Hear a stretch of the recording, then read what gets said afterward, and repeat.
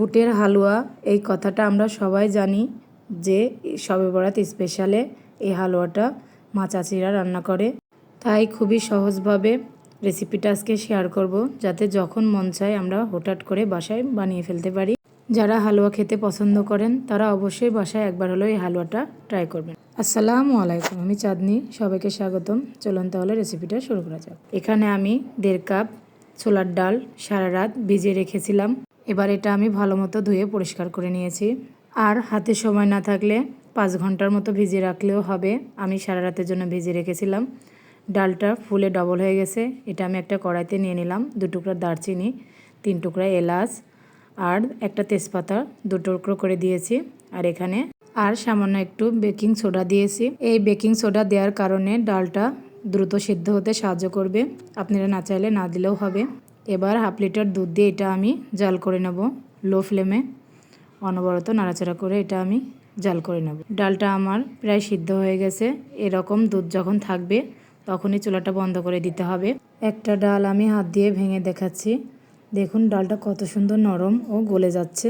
এই পর্যায়ে আমি ডালটা ঠান্ডা করে ব্লেন্ড করে নিয়েছি। এই কাজটা আপনারা শিলপাটায়ও করতে পারবেন। এবার আমি প্যানে 1/3 কাপ ঘি নিয়ে নিলাম। এবার ওই একই মাপে আমি 1/3 কাপ রেগুলার সয়াবিন তেল দিয়ে দিলাম। এবার তেলটা হালকা গরম হলে আমি বেটে রাখা ছোলার ডালটা দিয়ে ভালো মতো তেলের সঙ্গে নেড়েচেড়ে মিশিয়ে নেব। প্রথমেই যদি আমরা পানিটা শুকিয়ে নিই তাহলে পরে চিনি দেওয়ার পরও বেশি গলে যাবে না। এই টিক্সটা ফলো করলে অবশ্যই ছোলার ডালটা ফুটে গায়ে পড়বে না। আমরা অনেকেই চিনিটা আগেই মিশিয়ে দিই, এজন্য ডালটা অনেক নরম হয়ে যায়। এবার এর মধ্যে আমি 1/2 চা চামচ লবণ দিয়ে দিলাম। লবণটা অপশনাল, কেউ যদি মিষ্টিতে না দিতে চান না দিলেও সমস্যা নেই। আর 1/2 চা চামচ হলুদের গুঁড়া দিয়ে দিলাম। হলুদের গুঁড়োটা অপশনাল, আমি শুধু কালারের জন্য দিয়েছি। অনেকে এখানে জর্দা রঙটা ব্যবহার করে, আমাদের মা চাচিরা হলুদটা ব্যবহার করতো, তাই আমি হলুদটাই দিয়েছি। এবার এখানে আমি মিষ্টির জন্য 1.5 কাপ চিনি দিয়ে দিলাম। এখানে মিষ্টিটাও কম বেশি করে নেওয়া যাবে। আমার মনে হয়েছিল আমার 1.5 কাপ মিষ্টিটাই পারফেক্ট হয়েছে। আপনারা চাইলে এখানে বাড়িয়ে কমিয়েও নিতে পারবেন, কোনো সমস্যা নেই। মিষ্টিটা যার যার স্বাদ অনুযায়ী দিলেই হবে। এবার এটা আমি ভালো মতো হালুয়ার সঙ্গে মিশিয়ে নেব।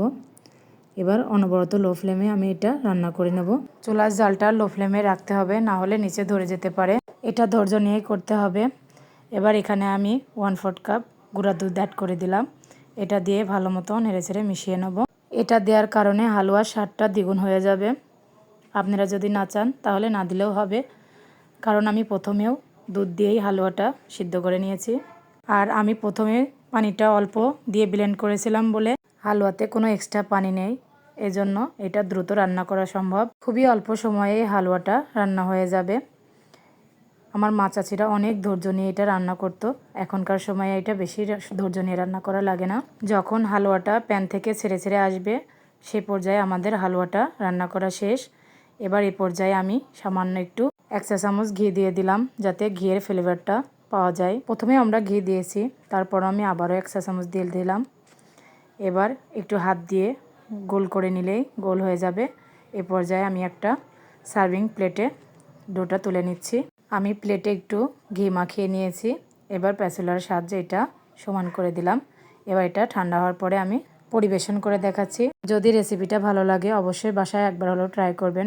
ভিডিওটা ভালো লাগলে লাইক কমেন্ট শেয়ার করবেন। আর যদি ইউটিউব থেকে দেখেন চ্যানেলটি সাবস্ক্রাইব করে দেবেন, পাশে থাকা বেল আইকনটি বাজিয়ে দেবেন। সবাই সুস্থ থাকবেন, ভালো থাকবেন, আমার জন্য দোয়া করবেন। আবারও দেখা হবে নতুন কোনো রেসিপি নিয়ে। আল্লাহ হাফেজ।